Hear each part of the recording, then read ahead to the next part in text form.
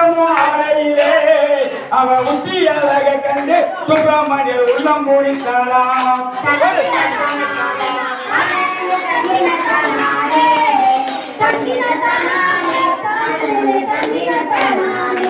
அந்த வெள்ளிக்கிழமையிலே வள்ளியம்மா வீடு மூழ்கையிலே அந்த வெள்ளிக்கிழமையிலே வள்ளியம்மா வீடு மூழ்கையிலே கொள்ளை வழி கொண்டே சுப்பிரமணியர் கூட மூழ்கினாரா.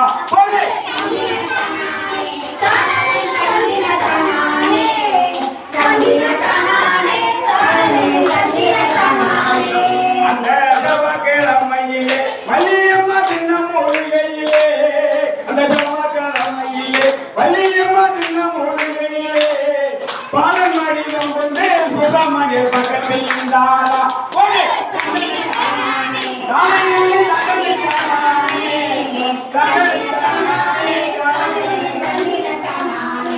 அந்த காலை பொழுதிலே வள்ளியம்மா கோலமும் போடையிலே அந்த காலை பொழுதிலே வள்ளியம்மா கோலமும் போடையிலே சக்தி மரபில் சுப்பிரமணியர் படித்தாரா.